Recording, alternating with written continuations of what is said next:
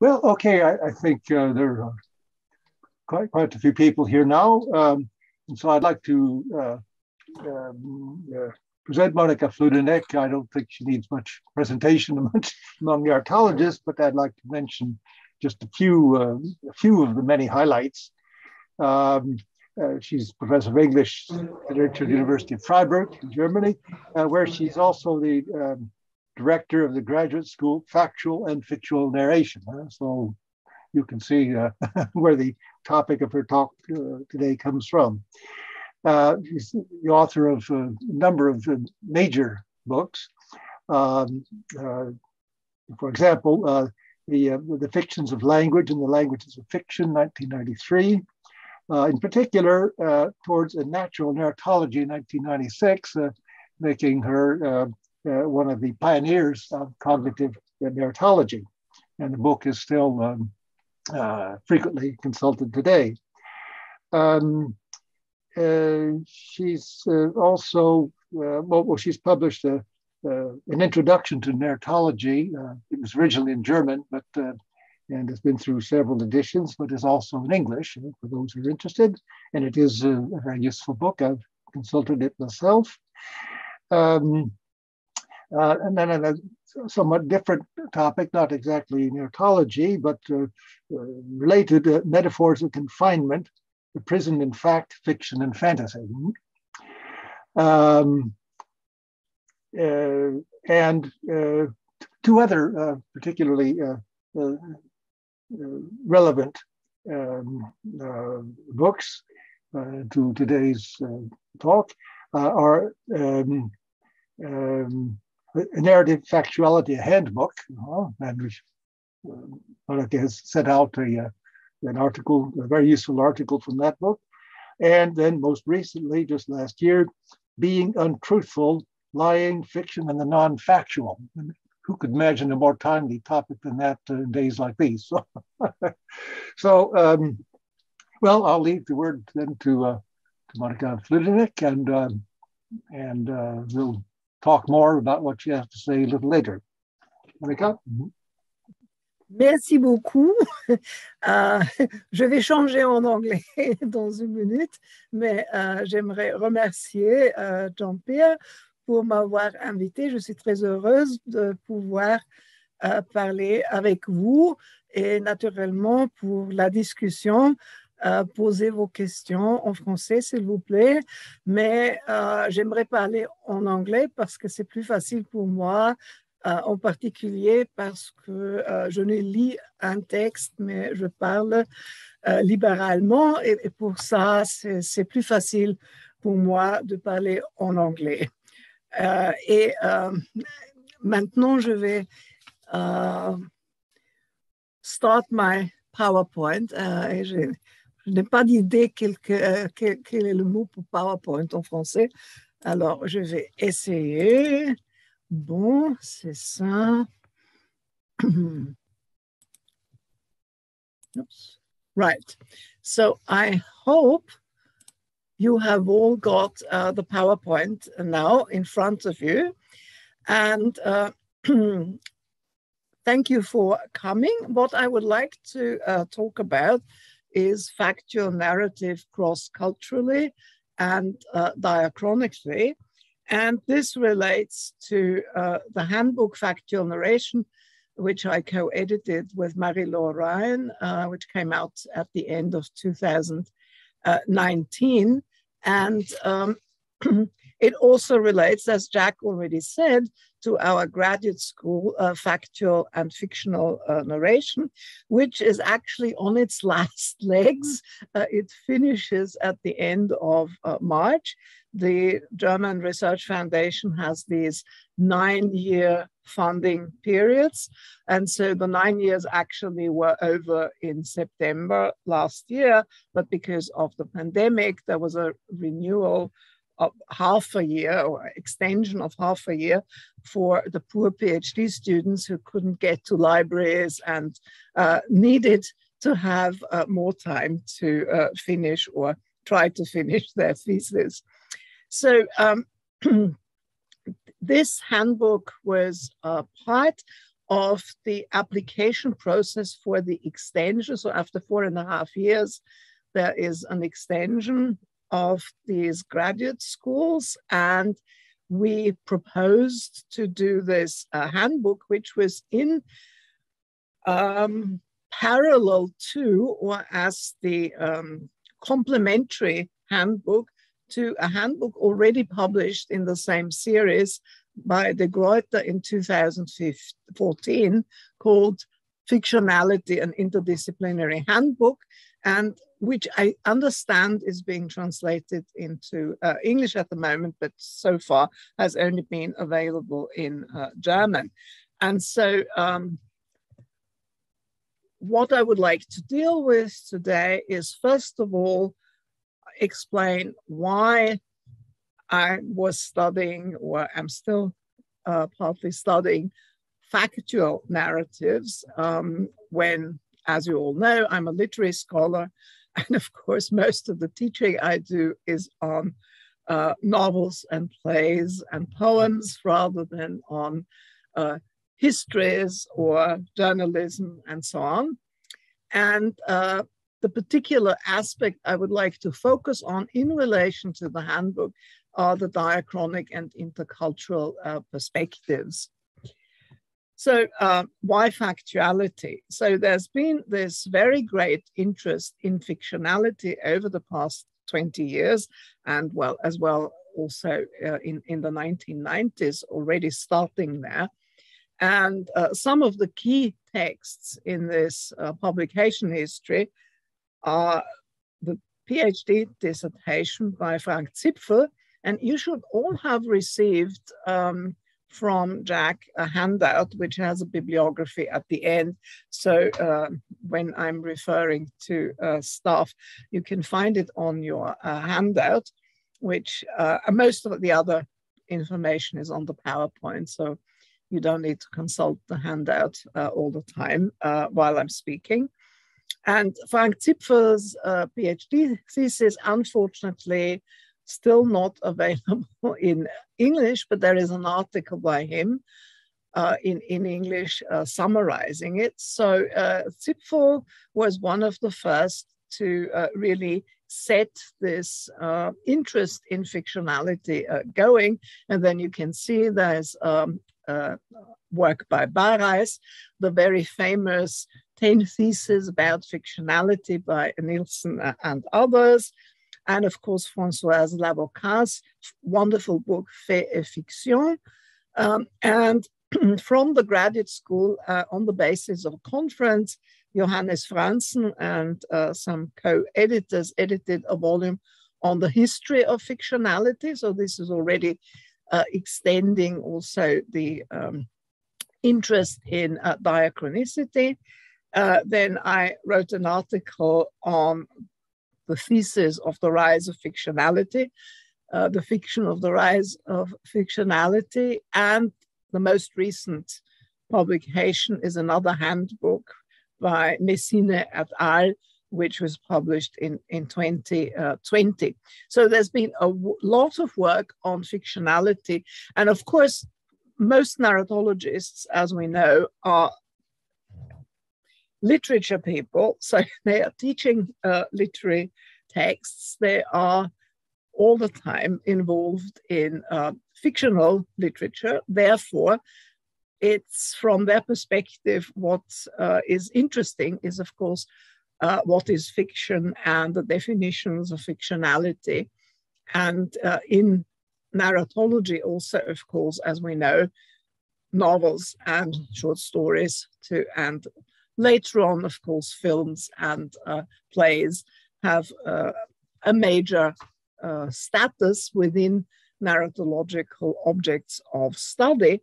And we know that, of course, histories have been looked at, journalism and other areas have been looked at, but originally, of course, for literary people, it's fictionality that is at the center of interest. So when you try to extend narratology to cover narratives in general, then of course you discover that there are a lot of narratives outside literature. from ordinary day-to-day conversational storytelling all the way to journalism, history, and narratives in a lot of other texts, which are not necessarily narrative themselves. And there are also fictional elements, not always necessarily linked to narrative in non-fiction, if we sort of have an opposition between fiction and its others.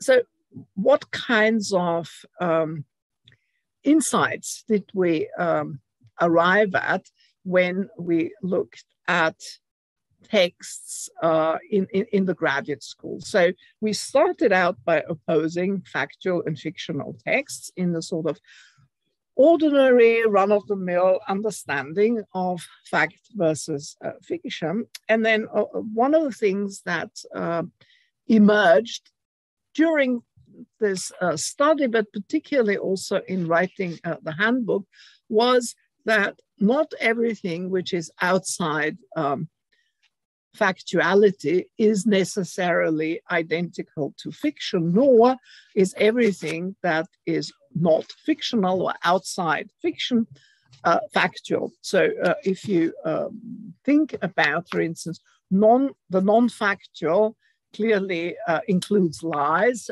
Jack mentioned this conference volume on lying, untruthful narratives, and metaphor, hypotheses, irony, jokes. So there are lots of areas that are non-factual, which do not coincide with fiction. And then there are, of course, lots of non-fictional elements as well, which are not necessarily factual. So if you think of dreams and visions or anecdotes and so on, so all of these things are not necessarily part of what we consider to be factual texts or factuality. They don't really belong to a factual view of life. So one of the insights was that there are many more categories besides the dichotomy of fact and fiction, which is the one that is the most widespread. And on both sides of the divide, literature people concentrating on fiction very frequently oppose fiction with factuality, but also, of course, people who are not literature people see facts versus fiction as a very important dichotomy. However, this is much more complex. And so this is one of the first insights that we had. A second problem is that of terminology and definition. So as we know, the English word fiction, mostly, if you just say fiction, most people will think that you're talking about novels, and maybe if they are sort of literary people, they might include plays and poems and films as well. But it would actually be literature, literary texts. But there's also, of course, the term fictionality when you want to make sure you're actually talking about the quality of fictionality rather than a genre or a macro genre, perhaps. And in German, we also distinguish between fictional and fictive. So there's also the term fictivity, which means being made up. And this is a distinction that is very difficult to transport both into English and French. As Françoise Lavocat knows well, we've had a lot of discussions about that. And the distinction in German criticism is that fictivity refers to things which are ontologically non-actual, that is, they are made up, they've been invented. So the fictive refers to the level of the story world. So there are fictive settings, fictive characters, and so on. Whereas fictionality really, or the fictional, refers to the level of the production and reception of a narrative, so that it involves both the intention of the author, writer, or producer to produce something which is considered to be fictional, and the audience's reception of that work as fictional, and relates also to ideas about the institution of fictionality in certain cultures, or in usually most Western cultures nowadays. That is the institution that there is a common agreement, a consensus among producers and receivers of literary works in particular, that there is this category of fiction, and people know how to deal with that and not to expect factual truth if they are actually reading a novel. And this distinction can also be extended to the factual realm, and one could then have a distinction between factuality and factivity, which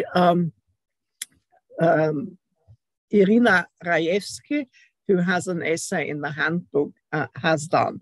But I'm not going into this detail. All I want to say here at the moment is that discussions about fiction, fictionality are extremely difficult in the sort of cross-cultural realm between German, English, and French, because of differences in the terminology, or rather the terms are almost the same, but their meaning and their use vary. The third interesting insight that we had, or a sort of approach that we started to, particularly at the beginning of our studies, was to look at the purposes of non-factual elements in factual texts, whether they are fictional or not, and also at the use particularly of narratives within texts that as a genre or discourse mode are not narrative in themselves.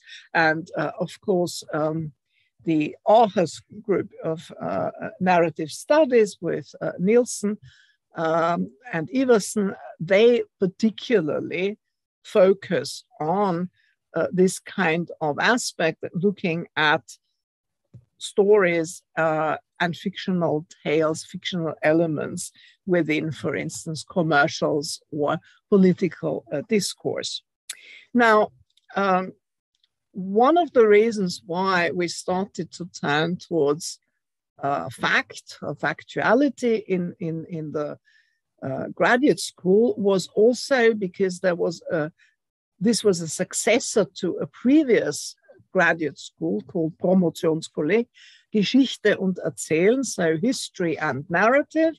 And so we were looking at historiography from a narratological perspective in this first graduate school. And there was a constraint to find a topic which was linked to the previous graduate school, but different from it. And so the extension from historiographical narrative to other non-fictional narratives was sort of a logical kind of way to proceed.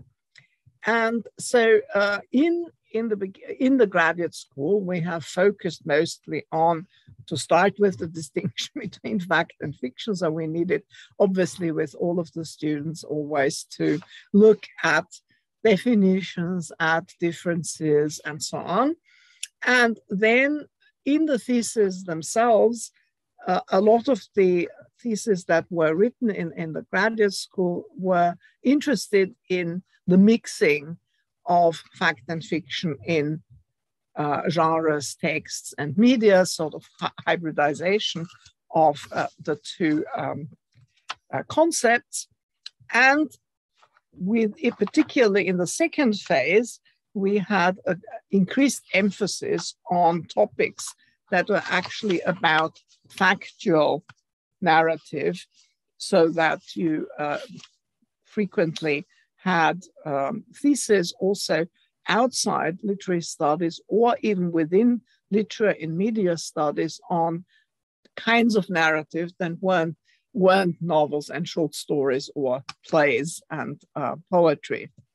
And I just give you some few of these theses which were being done in this graduate school. So we had, for instance, a thesis by scholar of German literature on the modern roman à clé. Then we had a thesis on financial crises compared in the way in which they were represented in fiction and in journalism. We had a thesis on German Berlin novels at the turn of the 20th century, comparing factual tourist guide accounts, topography, literature, and so on about Berlin with the representation of Berlin in these novels. Then we had a thesis on Tretyakov and Soviet factography, so writers trying to write facts or factual texts, but being basically literary writers nevertheless. Then we had a thesis on second-person fiction in medieval prayers and other religious texts. We had a thesis on self-advertising stories by various companies on their homepages, sort of, you know, little narratives by people working for the company and saying, oh, it's such a wonderful working atmosphere here, etc., etc., and talking about how they were made welcome when they first started to work in this company, and so on and so forth. Then there's also, as you can see, a thesis about captivity narratives by former American prisoners in the Iraq wars. And most recently, we've had a thesis on conspiracy theories on the internet and on narrative by defendants in trials against Nazi criminals. And one thesis which is still being written is on Me Too hashtags. So, you know, I could go on and on, but you can see there's a sort of move towards more and more factual types of narrative in these theses. So this is the background. So I'm just trying to explain why we moved into factual narratives and the kind of theoretical issues that became important, and give you examples of the kind of work that was done in the graduate school. But I would now like to focus on the handbook Narrative Factuality, and particularly on the kind of insights that we gained from the historical diachronic and the intercultural chapters in that handbook. So in terms of the historical and diachronic analysis of factuality and fictionality, of course, there's been this thesis of the invention of fictionality, and perhaps Catherine Gallagher's essay is the best known among these. But of course, as also Françoise Lavocat has pointed out, there have been several theses about when fictionality arose, and she proposed, I think, very, very well-argued argument that we have waves of fictionality in which it's possible under certain historical context that a literary system that allows for fiction arises, and then there are other areas, other periods in which this isn't possible, mostly because of the interference from religion. And that's a thesis that I think is very, very true, and it's very convincing, but we'll sort of take it a bit further later on. There's another issue that comes up again and again when you look at fact and fiction diachronically is the question of myth. So what do you do with myth? Of course, from the 21st century's perspective, myth is something that is pure fiction. But of course, for people in former centuries and eras, myth was truth, and this also history. So this was not something that they would see as fiction. So what you do with myth, and that is something that has been particularly argued about among classical philologists and historians. And as some of you may know, in Antiquity, there was a distinction between actually three terms. So it wasn't like fact versus fiction, but they actually had a distinction between fabula, which is, well, fables, i.e. this is completely fantastic and completely not true. And then at the other end of the scale, we have historia, which is history, and that is supposed to be real truth. And then in between, you get this category of argumentum, which shares features with both of these ends of the scale, and where classicists usually place fiction such as it existed within the classical age. And other issue, I'm coming to fact and factuality now, is to what extent there is science and empirical evidence, and whether it impacts on notions of the factual, and what is the case, what is truth, and so on. And so, as you will see, this also plays a very important role. And then we have, of course, to think of the development of the historical sciences. So which cultures actually have the study of history, and particular types of history which have an impact on the way in which people conceive of the real, the actual, the truthful. And finally, literacy and the whole invention of newspapers and the spreading of news in written, well, nowadays, of course, in TV form and in tweets and whatnot, is very important in relation to what people see as being the real, the factual, or its opposite or opposites in the plural. So, when we look at intercultural aspects of factuality and fictionality, so one of the key questions is the ubiquity or non-ubiquity of fictionality. So is fictionality a universal thing, or isn't it? Does it exist everywhere? So it's also linked to the question of narrative, of course. Is narrative something which is universal, or isn't it universal?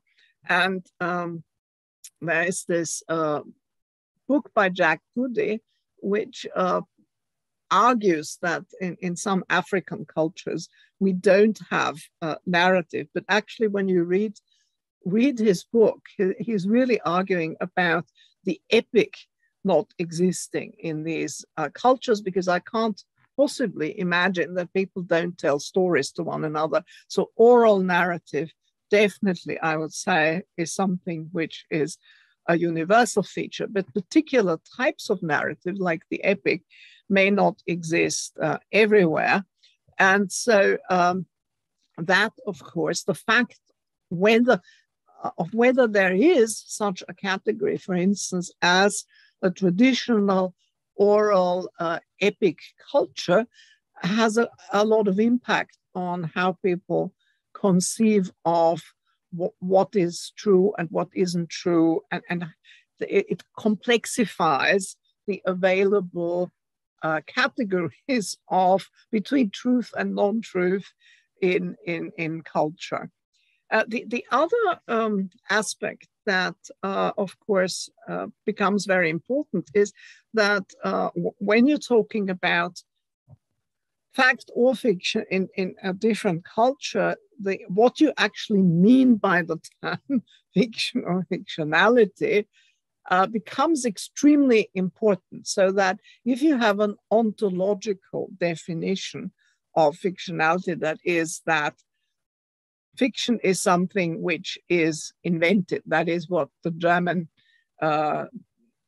scholarship calls fictivity, then of course I would say this is a universal category, because obviously everybody is supposing, hypothesizing, making up certain things, so that this seems to be very universal. It's like oral narrative. I think it exists anywhere.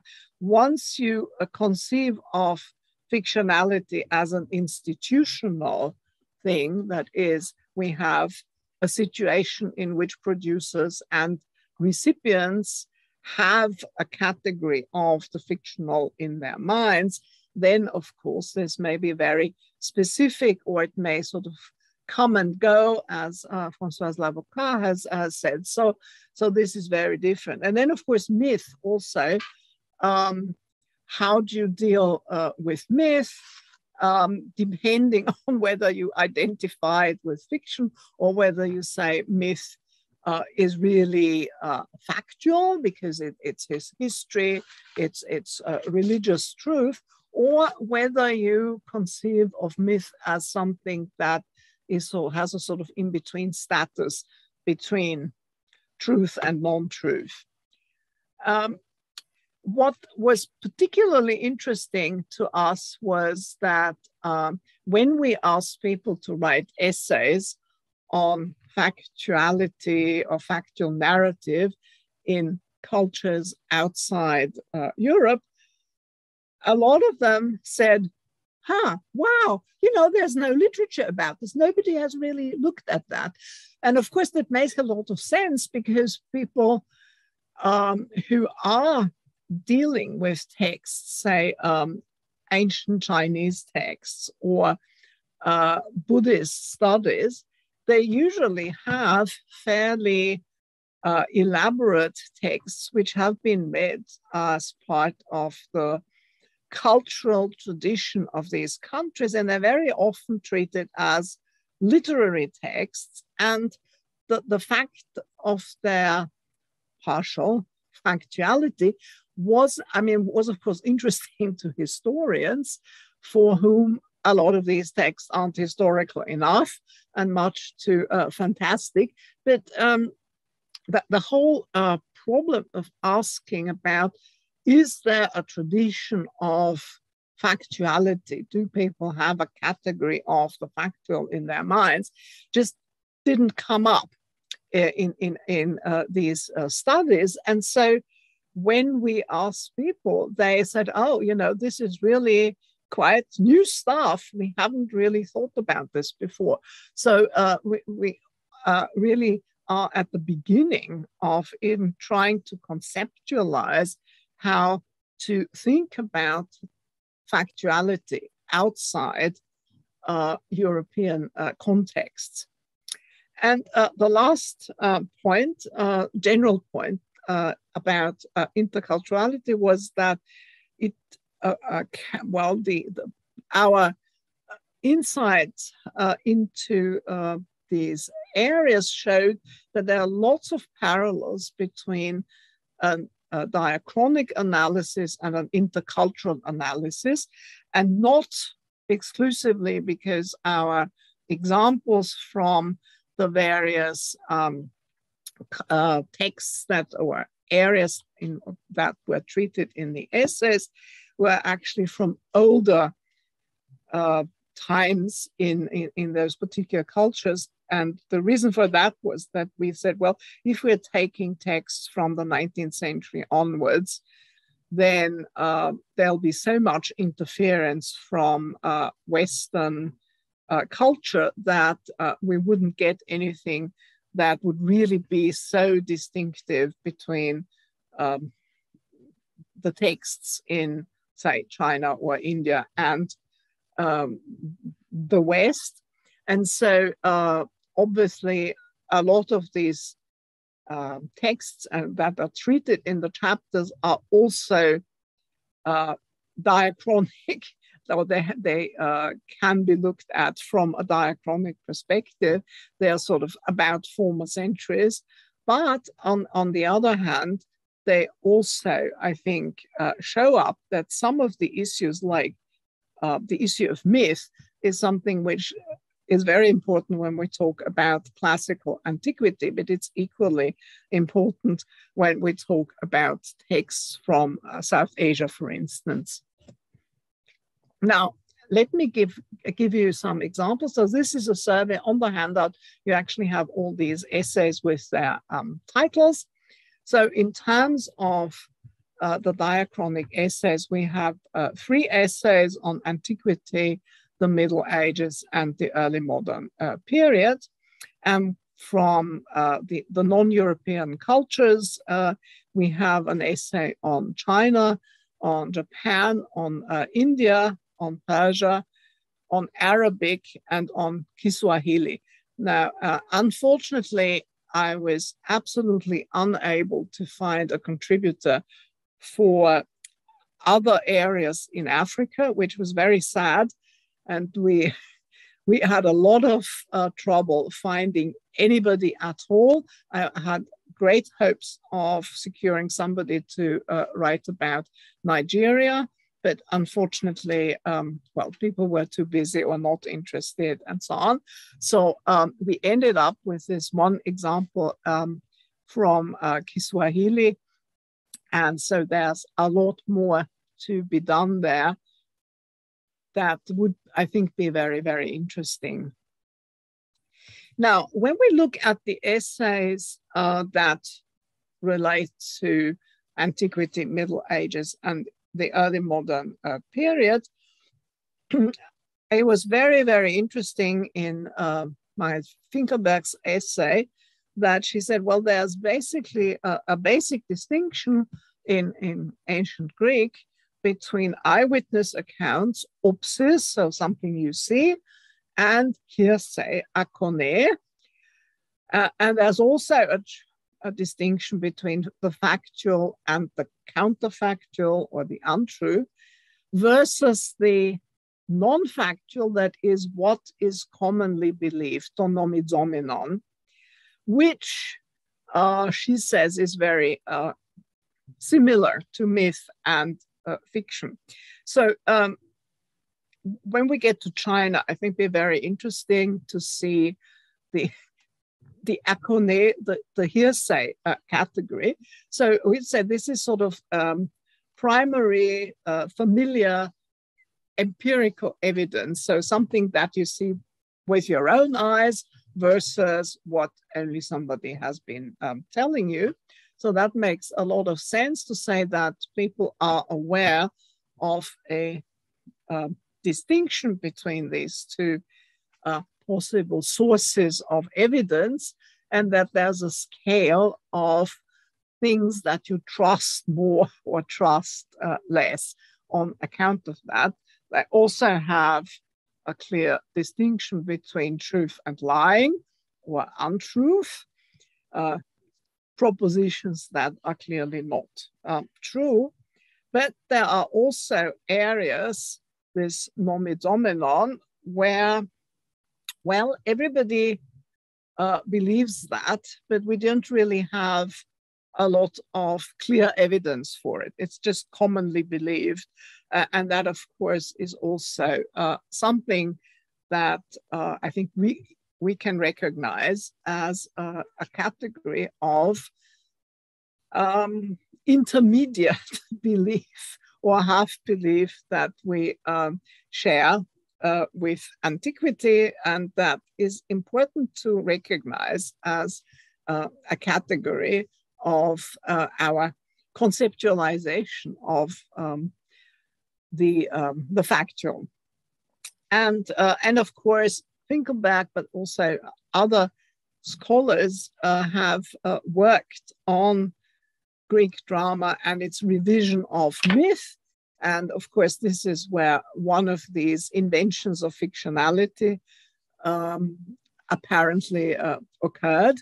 That is, that at some point in Greek culture, myth, which one assumes was believed as truth with a capital T, became available to be manipulated for the fictions of drama. And Stefan Tilk talks about contextual flexibility here. And he says that, well, it really depends on the context in which you encounter myth. So if it's a religious context, you may actually end up believing in this quite literally. But if it's a context of going to see a play about these stories, then you're much more open to possible changes in this myth. And also in your everyday life, you wouldn't really expect a god to show up and materialize before your eyes. So you also have some reservations about the extension of this religious sphere and its impact on your actual life. And that is, all of these issues, of course, are issues that one can follow through in terms of the Christian religion as well. So it's not something which really is exclusively relevant to Greek myth, and presumably is relevant to myth outside Europe as well. So when we get to the Middle Ages, we have this essay by Eva von Konzen. And what is very interesting about that essay is the fact that she emphasizes authority or auctoritas in contradistinction to empirical evidence or experience.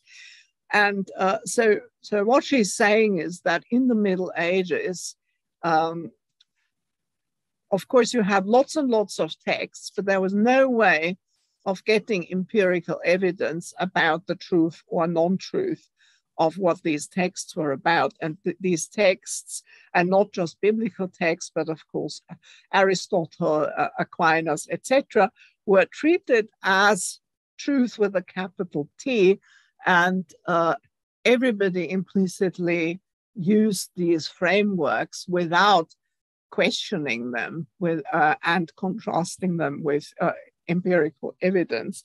And so it's only really in the Renaissance period and humanism that you start to query and to oppose or contrast what texts are saying with evidence that now becomes available in certain areas of experience.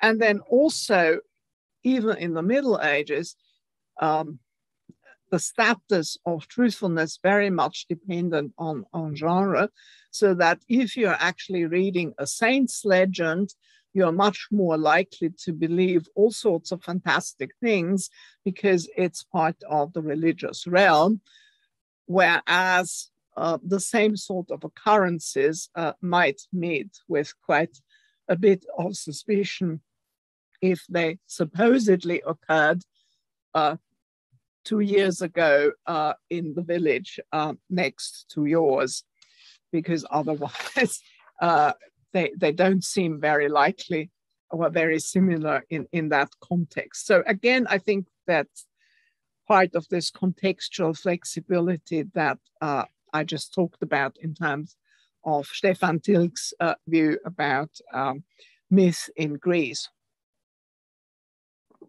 Now, as for the early modern period, I think the two important insights that were propounded in that chapter were the fact that in contrast to auctoritas as a sort of main emphasis in treating textual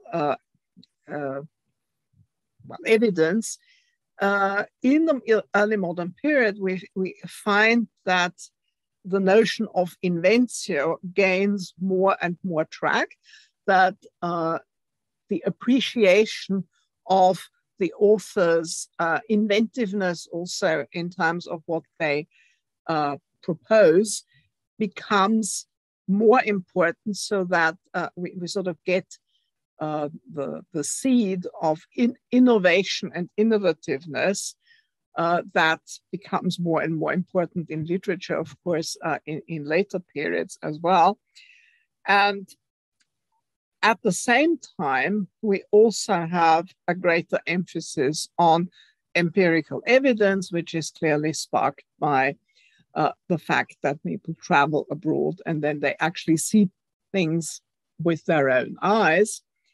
And the two genres that are very crucial here are, of course, the genre of news. And these news were really also news that were very frequently fake news. So this is not a 21st century invention at all. There's a very interesting play, very little read, by Ben Jonson, called The Staple of News. Staple means market.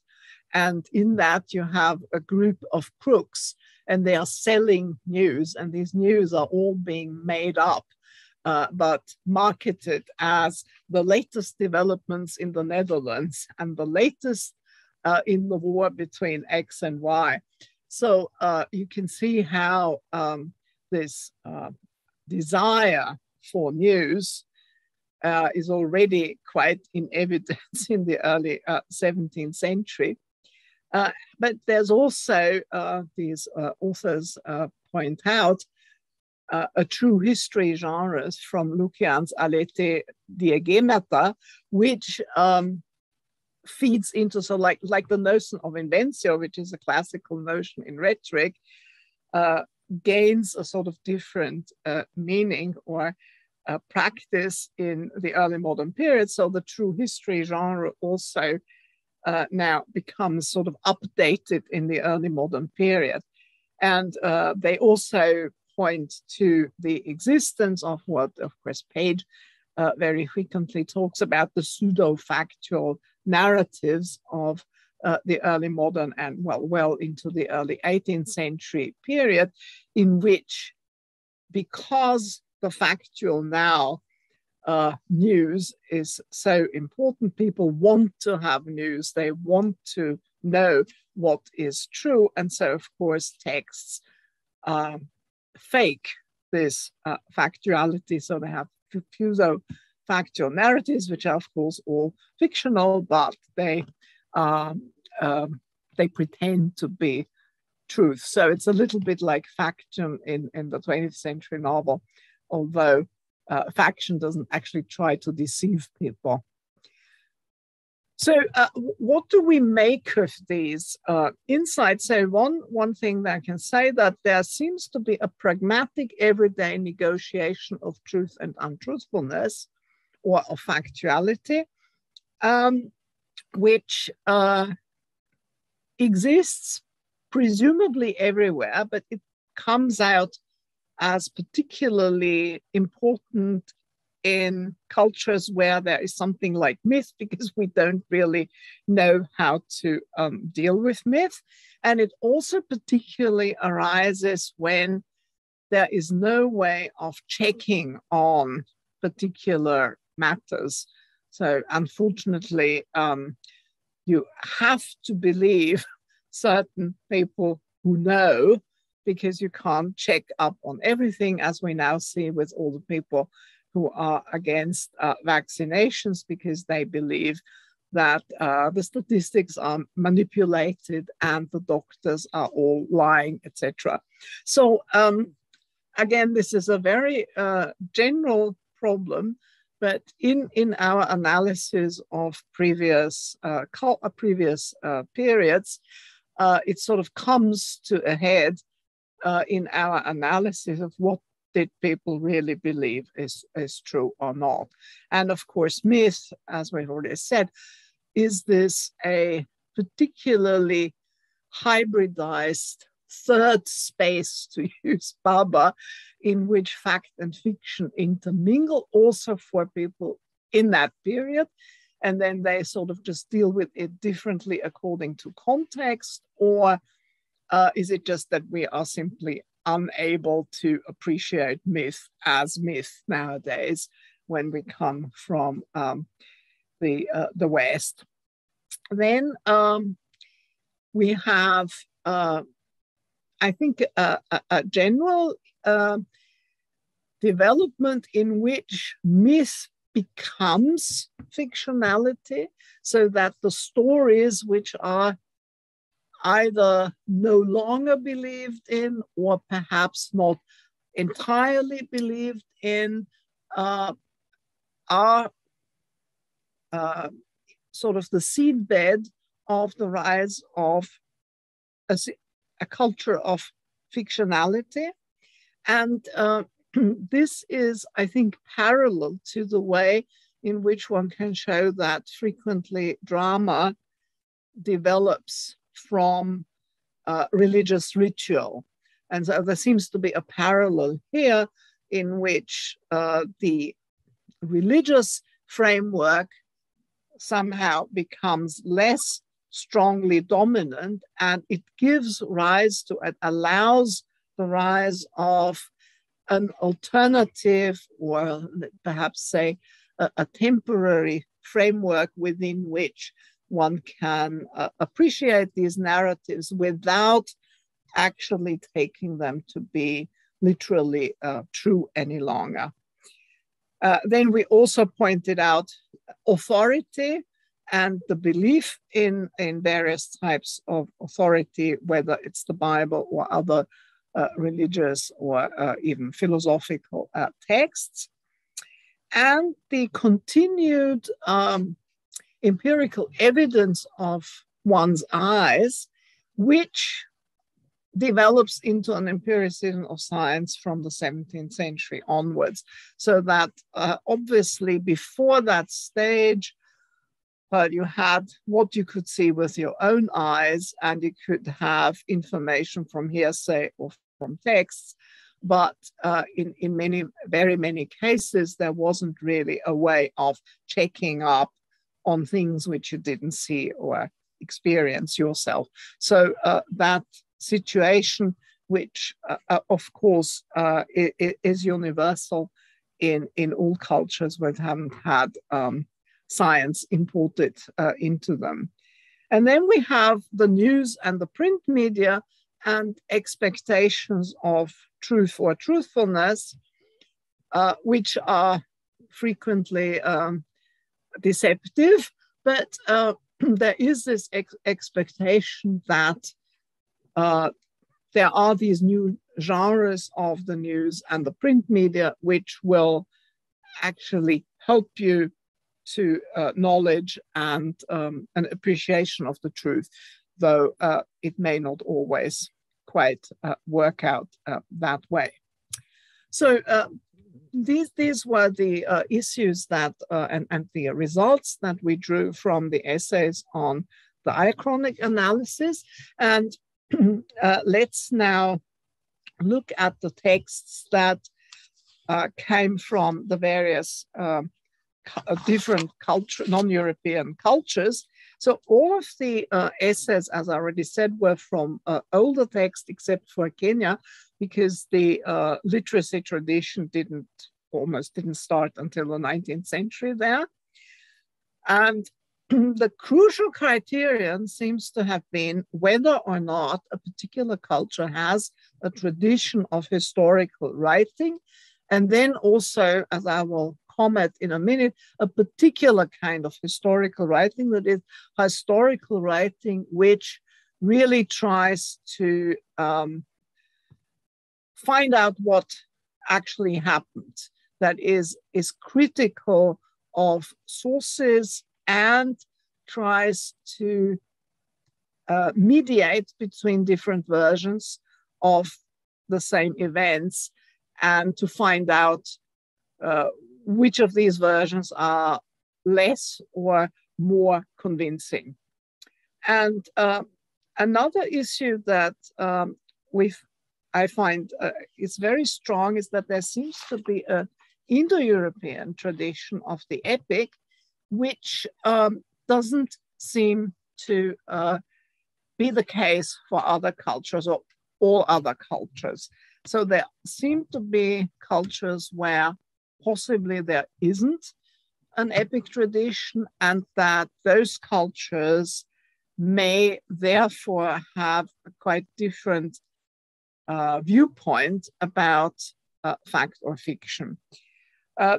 Finally, we have very interesting, I think it's an exception, I think in the framework of the cultures that we looked at, that in Islam, there seems to be an interesting combination of religion and empiricism, which I was quite surprised at, with a very strong tradition of historiography.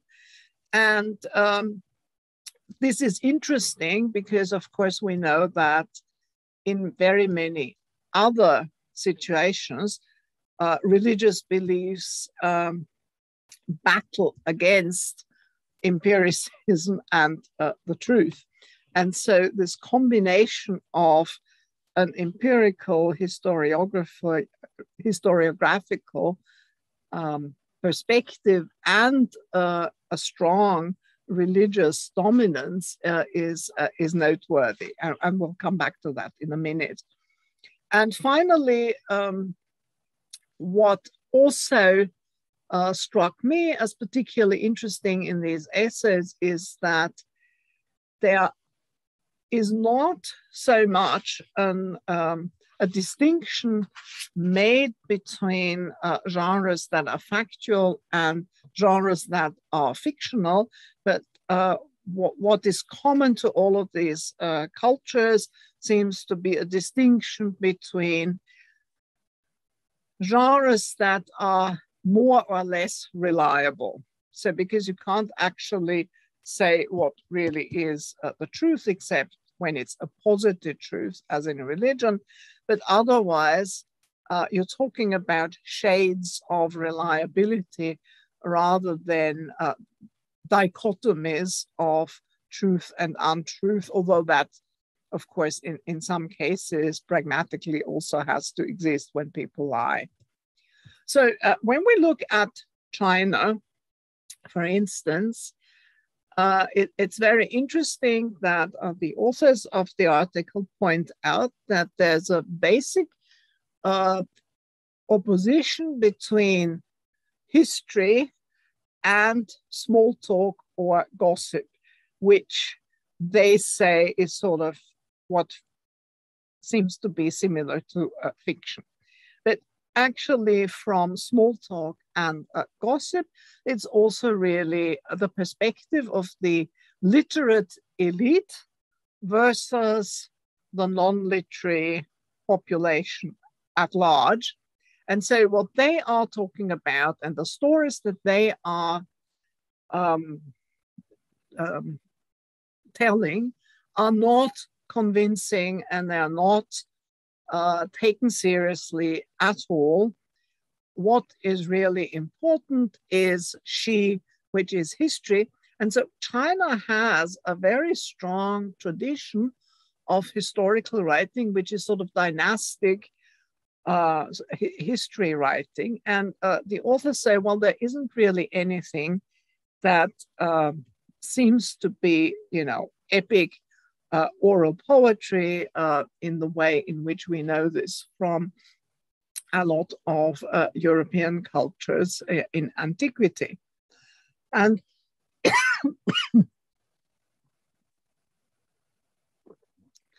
I've read up a little bit about that, and it seems to be the case that there may have been something like an epic in China linked to original religious beliefs, but that it completely got lost because it was just never written down.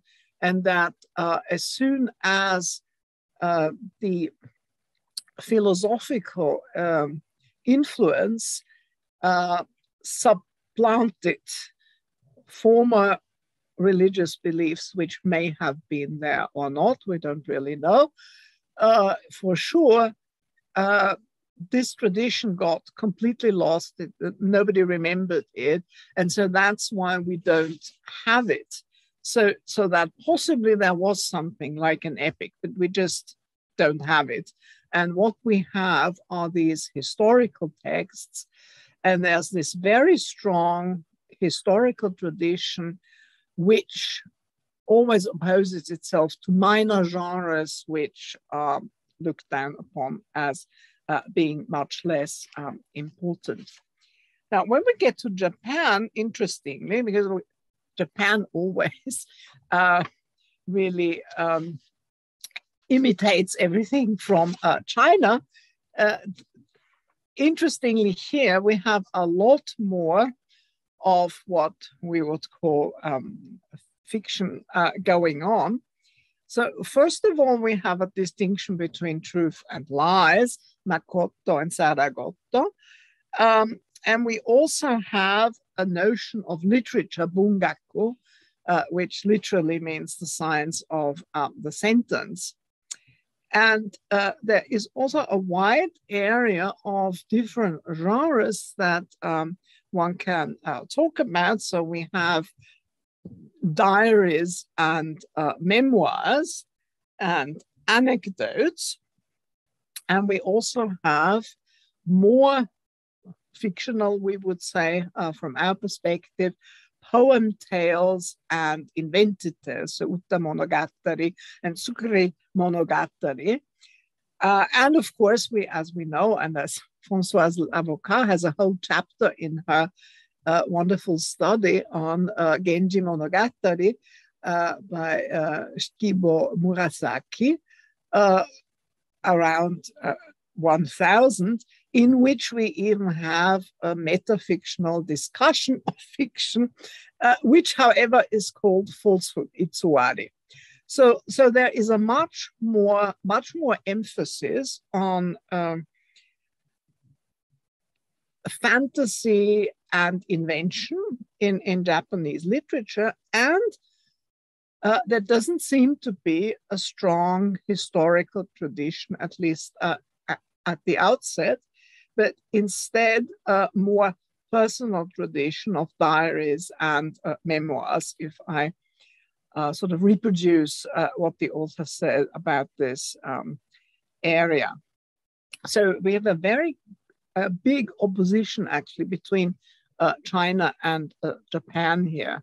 Now, when we get to India, and I have to emphasize that unfortunately for India, the two contributors that I was able to secure, one is Buddhist scholar, and the other one works on the Jain religion, so that I didn't get anyone to work on Hinduism.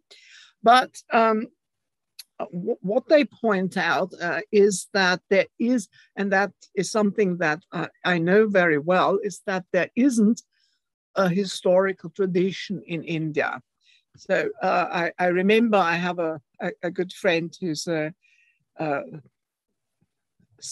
Sanskrit and more modern Indian scholar. And I said, well, you know, what about this term? Is it, what's the key original text and when was it first mentioned? And he said, well, we don't know. And I said, well, isn't there something like the Grosse Pauli for classical scholars, like this reference work, where you just, you know, find all of this information? And he said, well, no, there isn't, because there are all of these manuscripts and they are not datable, and there's not an Indian historical tradition that has tried to date them and made even a relative chronology of these texts and these times. And so we just basically don't know when a certain term first arose. And so we do have, as we all know, the Mahabharata and the Ramayana. So we have a strong epic oral tradition. And that is certainly there. We also have distinctions between something that is imagined or something that we could perhaps say is factual, lived and done. That is, it's also perhaps observable. And in the case of Buddhism, we have a very strong narrative tradition which focuses on stories about Buddha. And so it's very interesting because this is actually meant to be historical. That is, for Buddhist scholars, this is more or less taken to be truthful, but you have lots of stories about Buddha's life and about his followers, and of course, all the miracles he did. So it's really like saints' legends in the Christian tradition. And they are entirely fantastic and absolutely unbelievable from a Western perspective. But they are the only sort of historical or pseudo-historical kind of genre that exists in this literature. So the Jataka and so on, they are very similar to what we would call saints' legends, and they are the practically only historical tradition that you get before, you know, the onset of Western influenced history in South Asia. So here we have almost the opposite of China, in which the actual and factual exists only in sort of traditional myth-related, religion-related texts, and in which we do not have a historical tradition that counteracts these stories. And when we get to Persia, we have a strong epic tradition again. And well, I've given you on the handout and on the PowerPoint, you can see there are a lot of these names, which you probably also know. What is interesting is that we get in the 9th century the influence from Arabia and the Arabic historiography with Al-Tabari, who wrote this universal history. And so what we get is we get the sort of Indo-European emphasis on the epic tradition, in which history, even in the Shahnameh, is something which is very, very mythical and historical, in the sense of history that is perhaps not so believable. And then we get on to this influence from Islam, which then becomes extremely important with the takeover of Persia by Islam. And this takes me to, and that's the final example, and really Arabic and Kiswahili are very much related, because Kiswahili was very much dominated by the Islamic tradition. And in Arabic, curiously enough, we have this religious tradition in which the life of the prophet and his exploits are being dealt with in legal texts, the Hadith.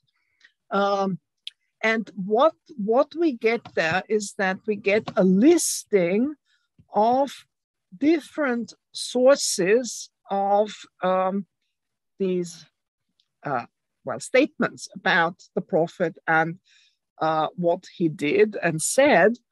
And they list all of the sources and say, well, some of this is more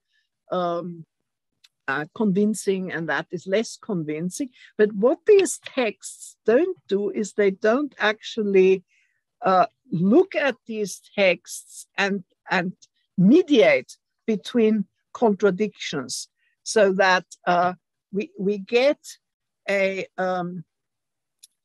situation in which we don't know what is more true or less true.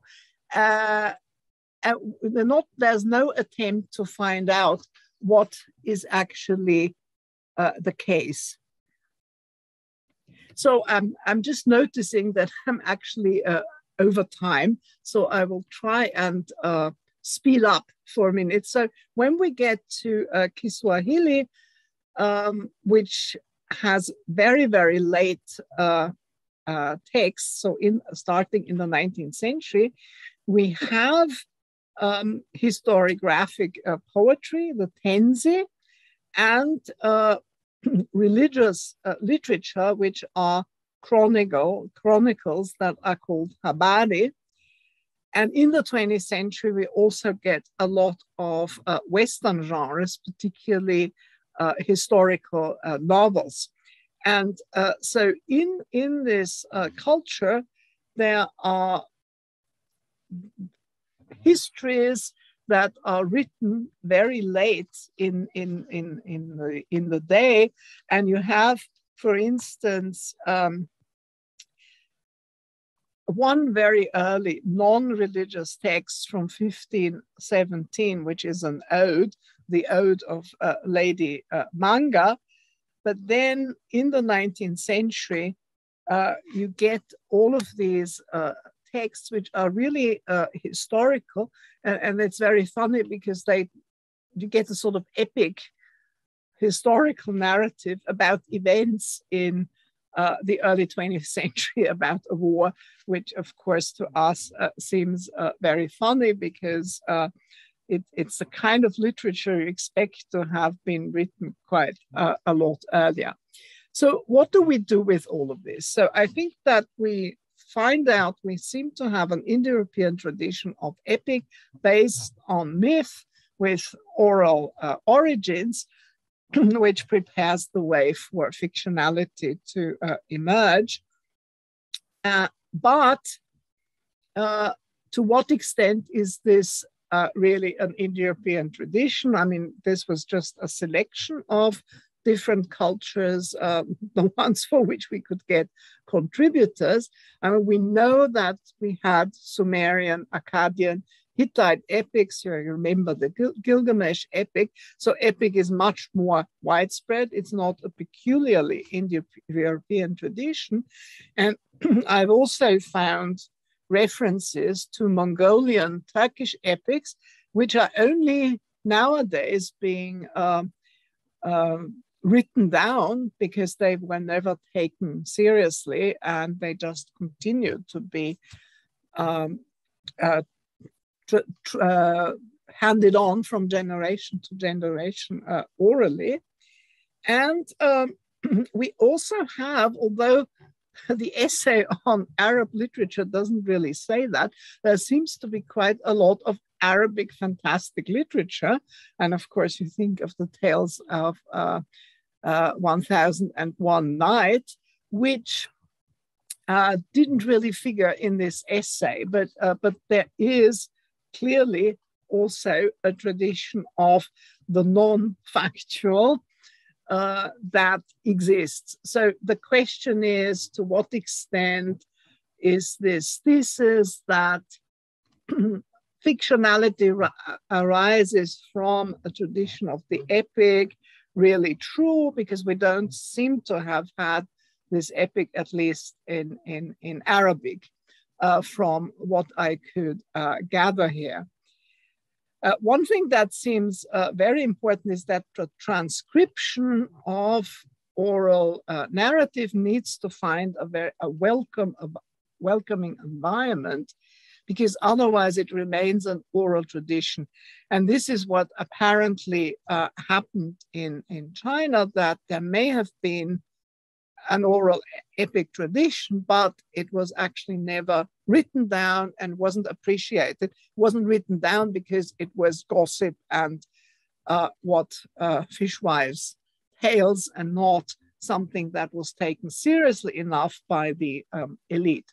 So, so we're also talking about different types of factuality. And so we had like the truth versus the untruth, the evidence of one's own eyes, trust in reports, and checking up on different versions. But I think that within the historiographical tradition in West, well, in classical antiquity, from Thucydides onwards, what is important that here history really consists in comparing different accounts and trying to find out which of these are more convincing than the others. And that doesn't always exist in, for instance, the historiographical tradition, say, in China. So it's also, there are different versions of writing history, which is this distinguishing feature in terms of the comparison of cultures. And we talked about written texts, which are authorized by politics and religion, and about the status of myths, mostly religious myths, and history, which may be very different in the various cultures. And I think finally one has to say that the term fact and factual, in the way in which we use it nowadays, is really a 17th century European invention, Margaret Povey, the invention of fact, that it really relates to 17th century empirical science and the way in which these sciences impacted on our notions of what is fact and what is not fact. Sorry for running on. Thank you very much for your attention.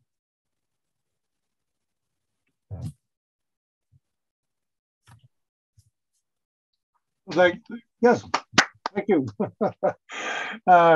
Thank you very, very much, Monika, for this broad and systematic overview of factuality and diachronically and cross-culturally. Many things strike me here, and one is that these looking into factuality sheds a lot of light on fictionality, finally. Yeah, I mean, one of the big problems is to evade the dichotomy of fact and fiction when you're talking about these things. And I notice myself always sliding back into the dichotomy, but there are actually a lot of different distinctions to be made in either field. And but it's difficult, I think, from our perspective, to avoid using these two terms as opposites. Yeah, yes. They seem to be not quite adequate because there's so many shades and nuances between the two. So it's maybe a working hypothesis or something. Yeah. Okay, so just one other question, then I'll hand to you over to other people. I was struck by the fact you didn't mention Paul Ricoeur's Temps et Histoire, which is on historiography and fiction. You didn't mention that. Is there a reason? No, I think I just didn't have time. Oh, yeah. Yes. Yeah, well, of course, there's so much material there. But it seems to predate many of the sources that you spoke about. You talked about from 2000 to present, and Ricoeur's book is in the 1980s. Well, so does anyone else? Anne has a question. Oh, yes, Anne. Anne Duprat, she has a question.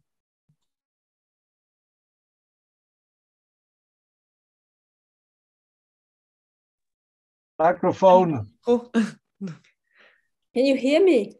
Yes, I can hear you. Thank you. It was wonderful. This wonderful survey of all the types of factuality and of all the ways and forms in which fictionality, well, at least that's the West conceives it, can have arisen or not from them. So I had two questions, a small one perhaps, which would be about performance and performativity, which was rather our theme this year. When would factuality be actually performed by the text, according to you, in all these types of factuality? Thank you very much. Well, I mean, I immediately have to think of the early modern period in which you can actually really fake factuality. There's the pseudo-factual. So I think in this case, you have a clear sense of performance, and also with news, in which you have perhaps even linguistic markers that emphasize this is a factual text. Now, I cannot tell you in detail about any of these very early different cultures. So obviously, I'm relying on the authors of these chapters on, say, Japanese and Chinese literature, and I wouldn't know whether they have any particular discourse markers or signals, but I could very well imagine that you have something that, for instance, if I think of historical texts, when I start like, in the year so-and-so, this and this happened, in the year, so yeah, these would be markers. Whether this would be performative or just simply a kind of discursive marker, we are in the genre of, I couldn't really say, but it's certainly true that we have a performance of factuality in the early modern period. And of course, when we get to faction, that is novels that try to pretend that there are facts or journalistic endeavors, I mean, they also use a lot of markers in order to, and sort of frames, narrative frames that would usually only occur in factual, journalistic, etc. texts. And so there, I think also you might say that there's a kind of performance, but this is as much as I can tell you about this. Thank you. Thank you. Perhaps Françoise now. Hello, so good to see you. Hello. Thank you for your wonderful talk. It was very, very interesting, fascinating. I will try to be brief. I have two questions. The first one is about what ends the wave of fictionality. Because in Japan, for example, if I'm correct, you had first novels and then epic, and the epic was the end of the fictional period. So this connection between first epic and then fiction, you can have fiction and then epics. So I would like to know what you think about it. And my second question is about internet. You said that in early modern period, science, empirical science, changed the way in which people consider the facts. I perfectly agree. Now we have internet, and they used to check everything. Since people are very, very young, they check. So this fact-checking through internet, what do you think? Do you think what effect on the conception of facts and the difference between fact and fiction does it have? Well, thanks about the note about Japan. So I wasn't really aware that the Heike Monogatari, etc., are after the Shikibu So that is this is very interesting. I would also have to check, because I only know the Heike Monogatari, and so maybe there are earlier epics, and it's sort of, there's some kind of overlap, but it's interesting to see that it's not earlier. So I think that's a very, very good point. And it's interesting to think where it comes from, because there's no model in China, because we know how the Japanese always imitate everything that the Chinese do. So they can't have taken it from China, one thing. So where did they get it from? So I think that is also an extremely interesting question. And it can't be the South Asian influence either. So this is very interesting, and thanks for pointing that out, because I hadn't quite realized that. Thank you. About the internet, well, I think that, of course, a lot of checking is done, but I think it depends on what kind of internet it is, because as we know, there are all these fake news about, and they also come through the internet and Instagram and whatnot, and so there, of course, facts are not being checked, and there are counter narratives which are believed or not believed by other people. So I think that's an interesting problem, but I think you have this problem outside the internet as well. And for instance, it used to be the case that when you saw a film on television, let's say some detective story, there would be somebody checking up on the facts, whether what this, the scenario, well, if it plays like, let's say it's part of a farm, and then what they would say about, I don't know, what the cows are being fed or whatever, it would be true to life. They would check up on that. And this is no longer true. And well, we know that in novels, we don't trust the facts. We have learned that. But we used to be able to trust the facts in TV films, and it's no longer the case, because they actually tell you all sorts of stuff which is incorrect.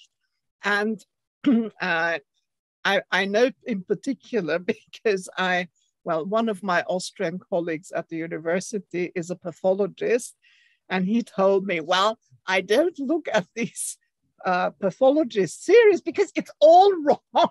I can't look at it. So they're actually not checking up on that anymore. And I think that's, I found this very worrisome, because there's actually a lot of emphasis on people's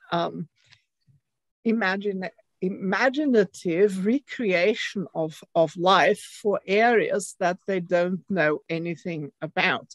And people start to think that they have actually learned something about this slice of life, but actually they've been fed untruths, or at least half-truths, and they get a completely wrong image. Now, the reason that I was very interested in that was, of course, because I did all this work on prisons, and of course, the images that people have about what prisons look like inside are very far from the actual truth. And this is because in films, we very frequently get extremely fictional representations of these areas of life. And the problematic issue is that, of course, people's imaginations feed back into penal policies, and they are based on completely wrong imaginations and concepts that they have acquired from looking at detective fiction or crime fiction. And so it's not an issue which is harmless, that you have a fictional film which contains information about areas of our world which are completely wrong or half wrong. and give a wrong impression. So thank you for bringing that up. That is a very good question.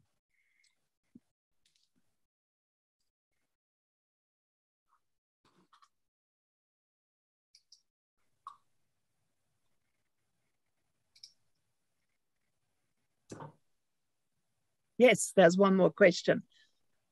Ms. Shabazz? Yes. Hello, Professor Fludernik. I am a Persianist. I did my PhD at University of Strasbourg, not far from you. And I always use your books for my work because my dissertation was about Persian prose narratives in South Asia. So I have several things to say and a question regarding the Persian. Well, actually, all the information you gave us today were correct, but it was very limited because Persian literary tradition has very strong let's say, historical background as well. We have several historical narratives that were written from the 11th century onwards. We have historiographies that even describe what the king did every day at the court from morning till night in a very realistic way. I mean, there is no reason for not believing in what was being narrated. For example, Tarikh Bihaqi, which is about a period of the Ghaznavid period. I mean, the Ghaznavid dynasty, which ruled in large geographical area in Central and South Asia, and also West Asia. And then I guess we have the first world history dating to the 14th century, produced in Tabriz in Persian language by Rashiduddin. It was produced in Persian and in Arabic at the same time under the Mongols. And it contains, let's say, both fictional and factual material, because it also has a large chapter about prophets, which, we enter into, the mythical domain. And we also have several tales, fables, and stories in manuscript, Persian manuscripts that have not been studied. They're understudied, of course, but they show signs of orality and, performance. And regarding what was mentioned about India and the tradition, and the fact that historiography in history writing did not exist in India, or it was not part of the Indian narrative tradition, it's not true. Actually, if we only think of Buddhist literature and we only think of Sanskrit, it might make sense. But India was a multicultural and multilingual, let's say, region, and Persian was also one of its languages from the 11th century onwards. And we have several texts written, again, from the Ghaznavid period onwards in Persian, which have both factual and fictional values. And of course, storytelling was the main means of education for the kings. Several mirror for princes were written, advice literature were written for kings. And let's say from the 14th century in Kashmir, we have Persian texts written, let's say Persian narratives translated into Sanskrit, and also Sanskrit narratives translated back into Persian. So there is a very, very rich corpus there that I've been studying these texts since 2007. It's a huge work, but not many people have applied, let's say, narrative theories or contemporary narratological knowledge on these texts. Yeah, that was my comments. Now my question is about factuality. Can I just say something about the comments first? So thank you very much. That's very interesting. I'm of course relying on the contributors to the companion, particularly for Persian. And I think that they are looking at early texts. So they do mention Al-Tabriz, and that's 9th century, as an Arabic influenced historical text. And so I think they don't follow this historical tradition after the 9th century. So, but that's important to mention that it exists. So thanks very much. And as for India, of course, I think the contributors really concentrated on pre-Persian and pre-Mughal culture. So that's, I think, why this fell out of the framework of this chapter. But it's important, and I think it's clear that through the Arabic tradition, of course, this tradition of history writing was extremely important. And thanks also for mentioning these princes' literature, which, of course, the Panchatantra is one of these texts, because I think that also, well, it correlates to texts like the courtier in English Renaissance culture. And it's very important because you have a lot of these anecdotes and stories in these princes' handbooks on how to behave and how to become a good ruler. So thanks for pointing that out and for complementing, I think, what these chapters were doing in the sort of more longer historical period after the 11th century. So thanks very much. But ask your question now, please. Thank you. And actually, I have a little bit more to add to my comments. Actually, in the medieval period, 3 main texts were part of a shared literary arena in the world at that time.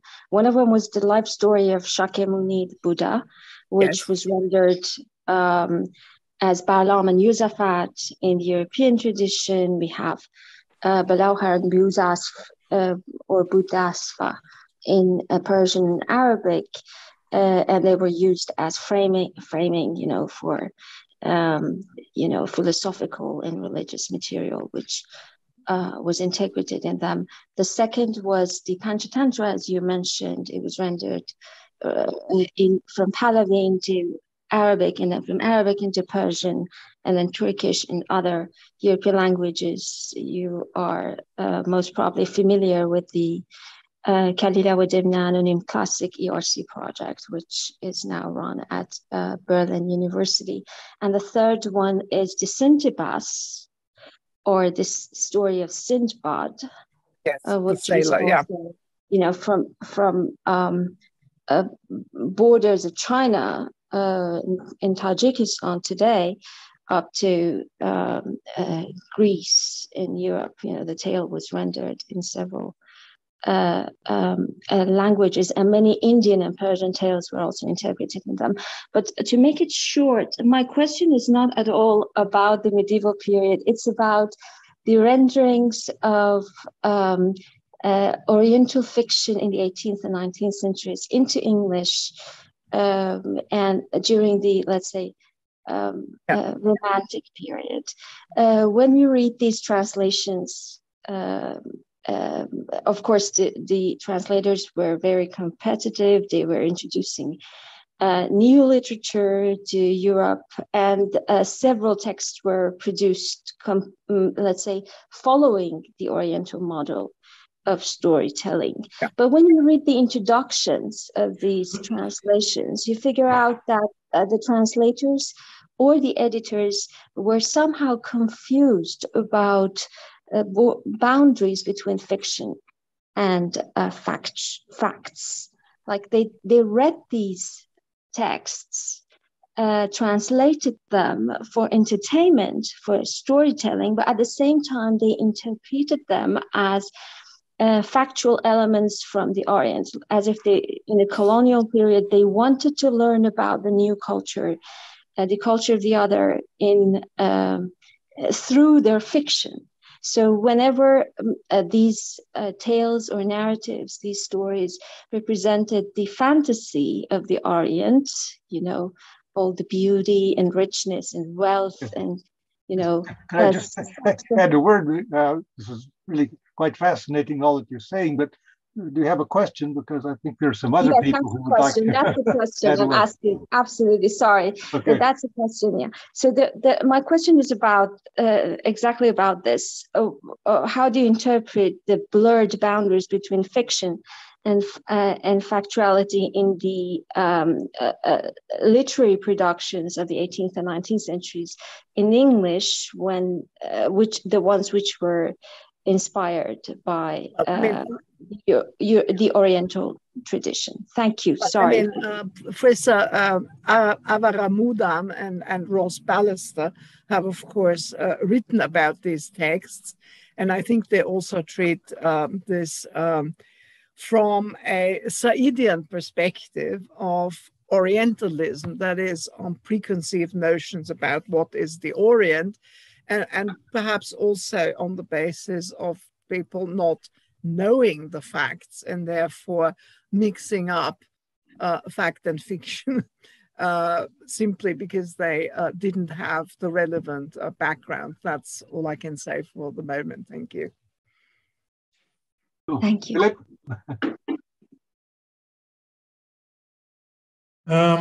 Thank you, Monika, for your very smart talk and the broad picture and perspective you gave us. I have a question. My question concerns or addresses the topic of factuality and fictionality, not from our point of view.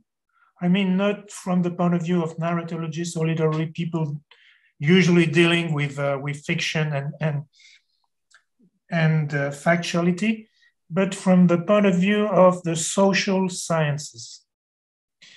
Because as you know, there is an ongoing debate among social sciences between factuality,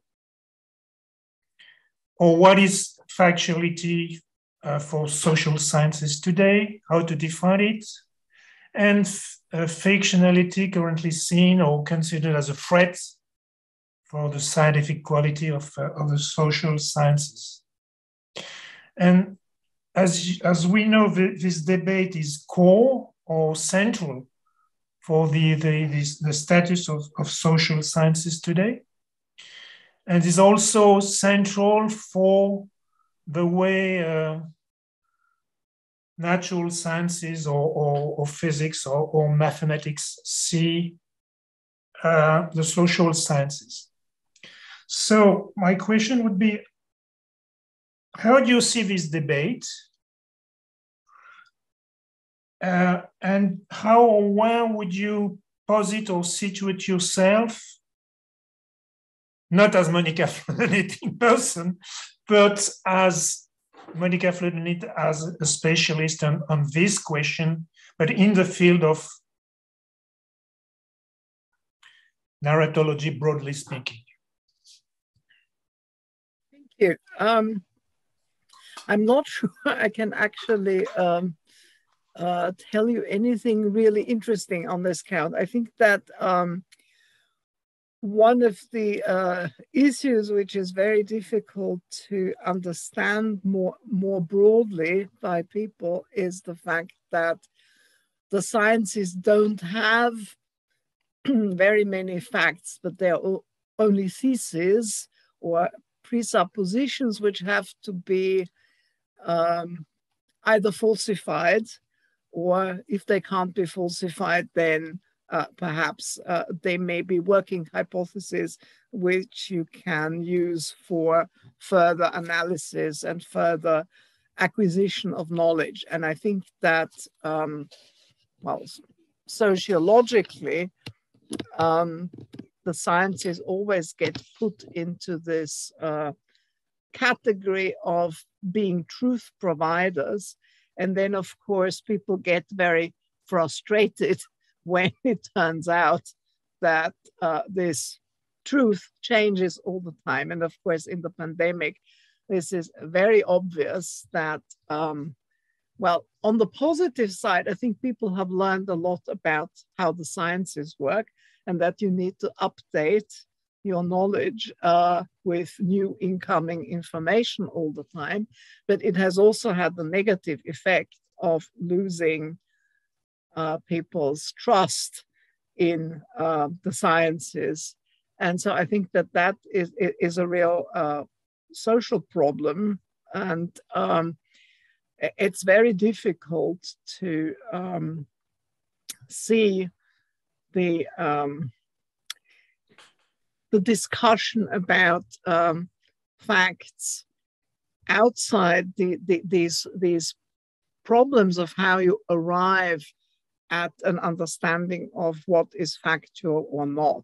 So I think probably once the pandemic is behind us, one can work on teaching people in more detail how this process of shifting to and fro and weighing pros and cons about different interpretations of the evidence will eventually have resulted in some knowledge that is perhaps then fairly unattackable without, new paradigms of science coming in and seeing things in a completely different way, like Einstein and so on, which I don't expect will happen soon. But I think it's that there's a real problem of understanding how science works for a lot of people, and I think that's at the root of a lot of our current social problems. I don't know whether that answers your question, but that's what I could think about as an answer. Mostly, thank you. Anyway, thank you. Thank you.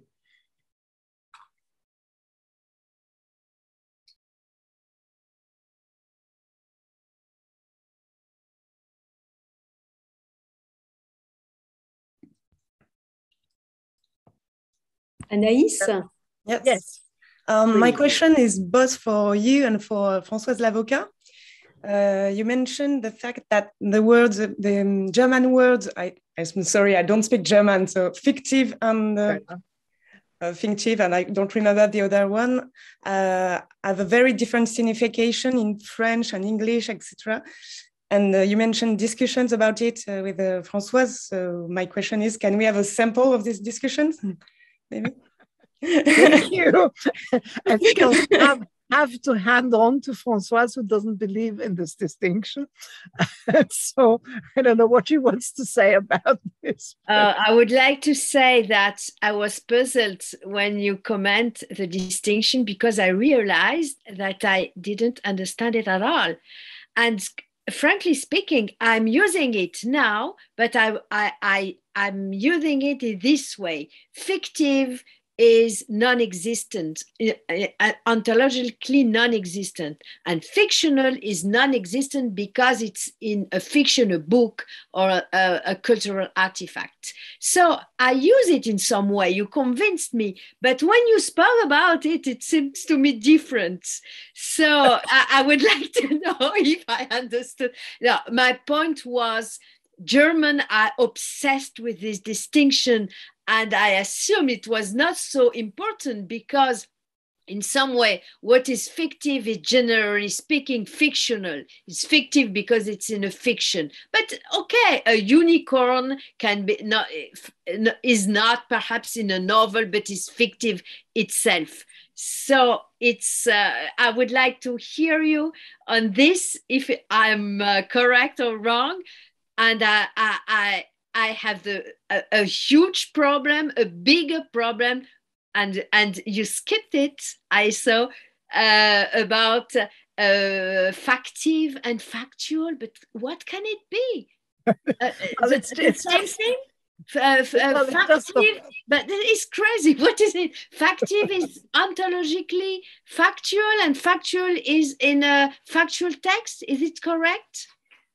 Yeah. So you're right. So it's first fictional refers to texts, and fictive or factive refers to ontology. But I think that the problem is that in English, in German, when we say fiktiv, it includes what people would call suppositional, hypothetical, etc. in English. And so the category of the fictive includes invented elements in the fictional world, which like fictive characters and so on, but it also includes invented ideas in other non-fictional texts. And I think this is why it's so difficult to align the two, because it's a philosophical distinction that what is fictive is something which is invented, and it may be a philosophical thesis, a fictive. We could say, well, let's imagine that this number actually has different properties from the ones in which it usually has, and that would be fictive. And so it's something which is different from the actual. And the term fictional in the German tradition really refers to a category of texts which are fictions and what applies to them and how they are read and produced. Yeah, okay. And so the idea for okay and non-okay, because factual and factive is simply to extend this and say, so you have factual for an understanding that this text refers to facts and it's relevant to our actual life, and factive would be elements in this text are correct, they really exist, they're ontologically true. So it's just an extension, but you don't have to use it. No, because it means real. At what point is really something précieux ridicule? I'm sorry, but it's so sophisticated. It's real. It's just real. Factive. Yeah, but I think that's of course also the whole problem about truth and reality and actuality and factuality, which I didn't get into in this paper at all. And the philosophers in the handbook, of course, are debating some aspects of that. And then, of course, you have the very similar. And so it's endless. And from a philosophical perspective, well, I'm not a philosopher. So for me, it's difficult to decide how to deal with all of these terms. Thank you. Thank you both. Olivier. Thank you very much. I've just put in the reference to Marcus Gabriel's book Fiktionen, which is very interesting on this respect. Olivier and then Alison. Thank you. First, I had a comment and then a question. My comment is about what you were saying about movies and TV series. Today, there have never been as many script and script writing and shooting consultants as in today's cinema and TV series. And there have never been as many communities of viewers who spot inaccuracies and immediately post them on the internet. So if there are still so many mistakes in fictional material on screen, it's not because the professionals, the studios don't care. There's a big investment on verisimilitude in in the industry. They just don't find the time to check up on everything. Is that they keep doing this, but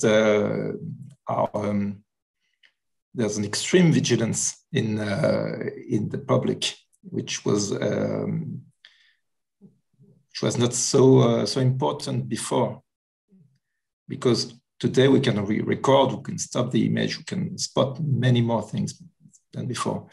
My question is about this great and broad landscape of differences, the cultural differences in the constitution of what is factual and fictional in different cultures.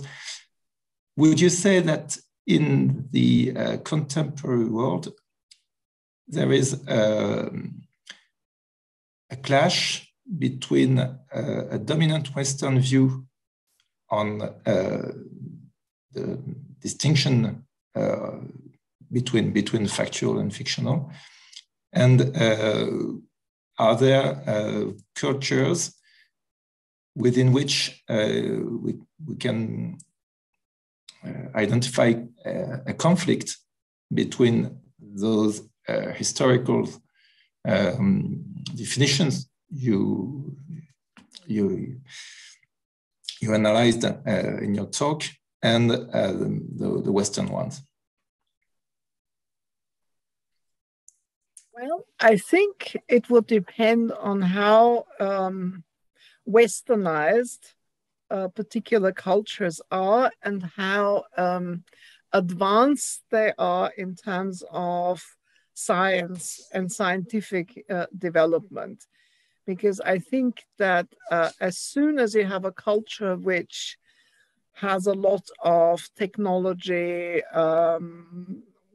in everyday life, then I think the Western distinctions are bound to predominate. And I can't currently think of one single culture or country in which the Western notions don't apply at the moment. But then I know there are people who are going to interview people from tribes in Indonesia who don't write, who don't have literacy, who have only oral culture, and maybe it's very different there. But I don't really know anything, because I think that with education, formalized education, learning mathematics, learning history, etc., inevitably you introduce notions of factuality which have their origin in the scientific, in the natural sciences of the West, if you want to call them of the West, because we know that Arabic culture also had a lot of science, although this is frequently not really acknowledged by people from Europe. But of course, we know that some of the insights that sparked the development of the modern sciences in the Renaissance derived from Arabic culture and translations from there. Alison, peut-être? Alison. Can you hear me? Yes, thank you. Yes, okay, thank you very much. Sorry, I'm on my iPad, which I don't usually use for this, but thank you very much for this wonderful talk. Yeah, so perhaps I wanted to jump into the conversation on the fictional and the fictive, coming back to the debate with Françoise. So I've been trying to work lately on questions of fictionalization. So when facts are fictionalized in some way. So I was actually wondering if this distinction was useful for thinking about, what happens to, real historical figures, for example, like, Napoleon in War and Peace being the key example. Would you say that was then, could the fictional distinction be used then to talk about that kind of distinction. So Napoleon is not a fictive character, but he might appear in a fictional work.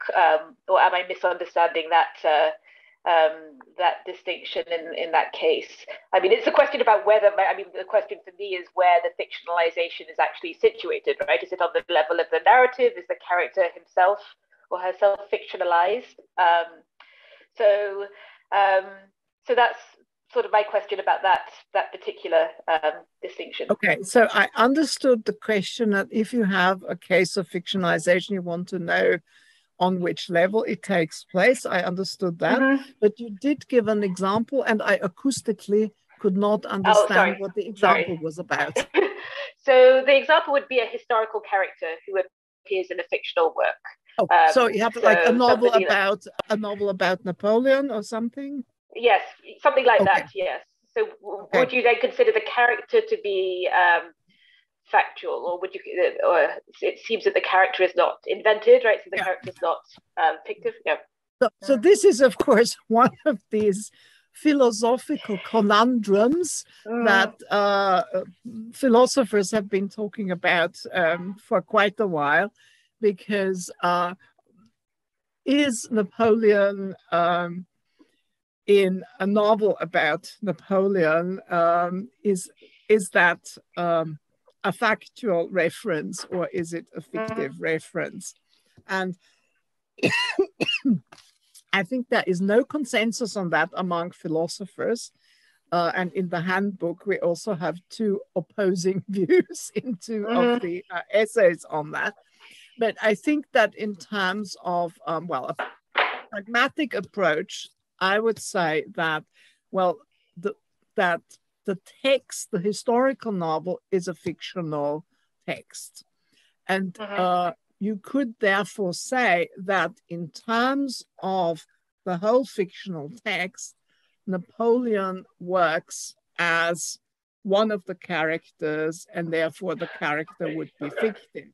However, as with novels about London, where we have a similar situation, you would actually have London as a setting in which the reader would, somebody's talking, we hear, as with a fictional setting in London, we would have the reader associate or make implications about, for instance, if the character is walking from one street to the other, people who know London might actually, add up two and two and say, oh, he's going in that direction and so on. But of course, this may not be true, because maybe the author didn't actually know London well enough, or is just sort of mixing up the information. But I think in the same way as Marie-Laure Ryan would say, that we assume that a novel about, that it contains information or settings and people in real life, we would assume that everything that we know about this real character or real setting applies, unless the fiction says differently explicitly. And so, in fact, and I think that that's the case for all fictions, that we also assume that characters work mentally in a particular way which we recognize from real life. And unless the narrative explicitly says, well, this is a very weird character who cries when he's angry and laughs when he's unhappy, we would assume that if we read the character cries, then he or she must be unhappy, right? So, so I think that that is part of the problem in which we mimetically impose our notions of the real world onto the fiction we read, because the fiction can't describe everything. There are all these empty spaces that we fill with our knowledge of the real world. And so I think that the case of a historical character about whom this fiction is written is a very similar case, but it's a sort of radicalized version of that. And I think it becomes particularly problematic if that historical character becomes the main character of that fiction and isn't just like, you know, in War and Peace, Napoleon sort of like, you know, in the margins. But if it's a historical novel about Henry James, like by Tobin, for instance, then the question really, I think, also becomes to what extent our real knowledge about the character and the fiction coalesce, perhaps don't coalesce at some points. So I think that's a very specific case, but I think generally you'd say that if you read something as fiction, you read the characters as fictive and within a pattern of fictionality, which doesn't actually include you getting back to some of your real life knowledge about the setting, the characters, if they are historical and so on. I don't know whether that really answers the question, but it's, yeah, that's as much as I can do for the moment. No, that's very helpful. No, I'm also thinking about how this kind of practice might be changing with the advent of internet fact checking, right? There might be new kinds of play with you know, the fictionalization of historical characters in the current moment. Anyway, thank you very much.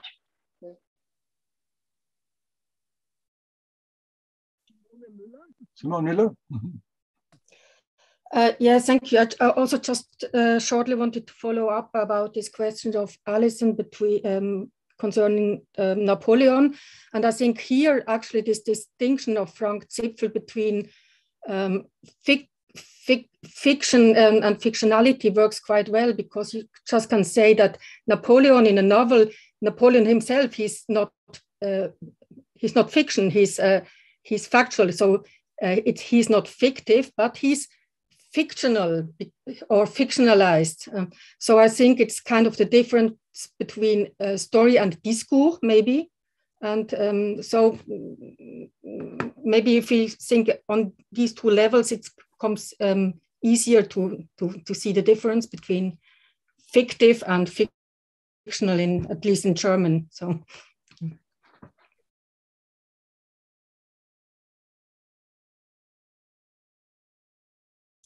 Il serait peut-être temps de conclure. Perhaps we can conclude, John. Yes, well, I think we can all see what a stimulating and illuminating talk it was.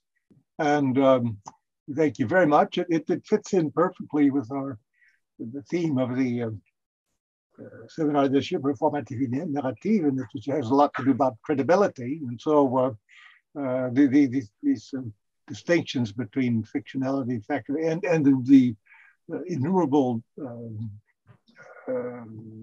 variations and combinations between them, this adds really essential and very, very welcome series of reflections on the topic of our seminar this year. So thank you, Monika, very much from all of us. Merci beaucoup. Et s'il y a des questions, on peut me contacter par email et je peux répondre, en particulier à Madame Chabas, qui est à Strasbourg. C'est très près de moi. On peut communiquer autrement. Et merci à tous pour les questions et